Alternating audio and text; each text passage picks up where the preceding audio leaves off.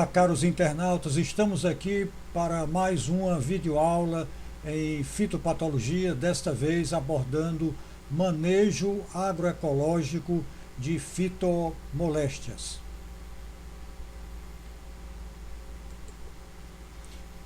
A agricultura convencional, ela é pautada em função do desequilíbrio ecológico.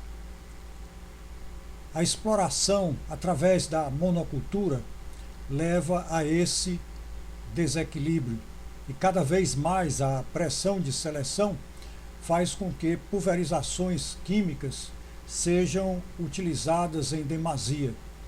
Isso leva a um desequilíbrio no metabolismo de plantas e animais, porque a pressão de seleção é muito grande. E somado à monocultura, muitas vezes a incidência das doenças ocorre de forma epidêmica, principalmente em grandes áreas, em função da densidade de plantio. A agroecologia, ela se pauta em cima de métodos agroecológicos que buscam aplicar o princípio da prevenção, fortalecendo o solo, bem como fortalecendo também as plantas através do equilíbrio ecológico em todo o ambiente. Daí porque sempre nós enfatizamos que a regra deve ser tratar a planta e não tratar a doença.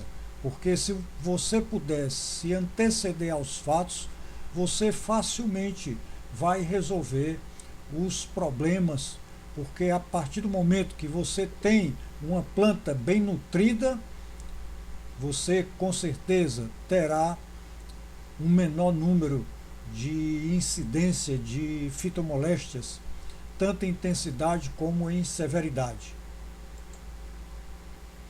As medidas preventivas na agroecologia, elas envolvem uma série de ações que buscam trabalhar o todo.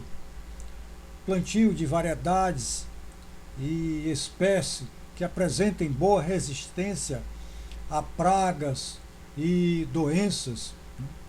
Plantio em épocas adequadas, de tal modo que você possa fugir de períodos em que chove demasiadamente, procurando ter uma safra adequada na estação seca, de tal sorte que você trabalhe com variedades que realmente são adaptadas à região e reajam bem às condições de manejo de solo, água e planta naquele ambiente. Uma das medidas mais recomendadas é no tocante à adubação orgânica. É fundamental a utilização de uma adubação orgânica, seja com esterco de gado, seja com esterco de galinha, mas de tal modo que, se puder ser ainda enriquecida com a compostagem, melhor. Também é aconselhável tratar o solo como um ente vivo. E aí você tem o coquetel de leguminosas, que pode ser feito antes do plantio e incorporado aos 45 dias. E a própria adubação verde. Outra medida de bom alcance também para tratar o solo como um ente vivo, manter os níveis de boa produção, é o consórcio de culturas e o manejo seletivo do mato.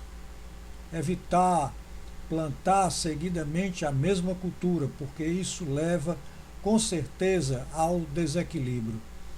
Utilizar preferencialmente a cobertura morta, ela é mais econômica, porque ela vai fazer com que você economize tanto a energia através da irrigação, como também a adubação. Outra medida sugestiva é utilizar o sistema de plantio direto, manter sempre o roço. Isso proporciona um maior equilíbrio, facilitando sobremodo a ação dos antagonistas relativo aos patógenos de planta. O uso de plantas quebra-ventos é fundamental para reter insetos, vetores de muitas doenças, evitar os efeitos danosos do vento.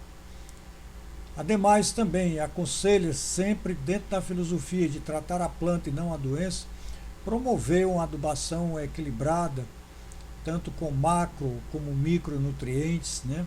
E aí pode-se utilizar a cauda sulfocálcica, a cauda viçosa, a própria manipoeira na proporção de 1 parte de manipoeira para 7 partes d'água. Nessa foto aí, nós vemos que a barreira viva, através do plantio de bananeira, ela vem facilitar sobremodo, diminuindo os custos de produção e também oferecendo uma produção de um fruto nesse sistema agroecológico. Então, é altamente salutar. Convém também chamar a atenção para desperdício, como o que nós estamos vendo na foto. Os engates de sistema de irrigação, quando apresentam vazamentos, eles podem ser fatores condicionantes de doenças que afetam as raízes e a podridão do colo. Então, um bom manejo da irrigação requer também todo cuidado nesse sentido. Fazer o composto orgânico, deixar curtir bem. O que aparentemente se apresenta como lixo na propriedade, através de restolhos, através de adubos orgânicos de animais que são criados na propriedade, isso faz o milagre de transformar tudo em composto e pode ser utilizado para adubo na propriedade e as plantas respondem muito bem. Outro manejo adequado é dado também com o plantio em sistema mandala.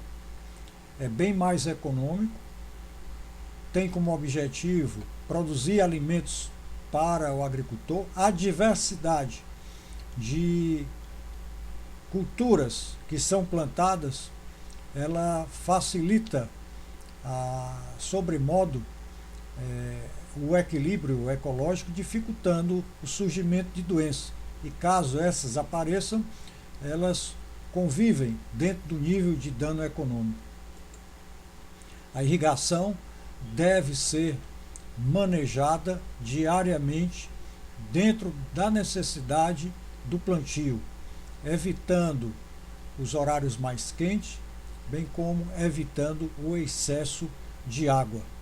Quando a irrigação ultrapassa os limites da capacidade de campo, nós podemos constatar o aparecimento de doenças que afetam as raízes.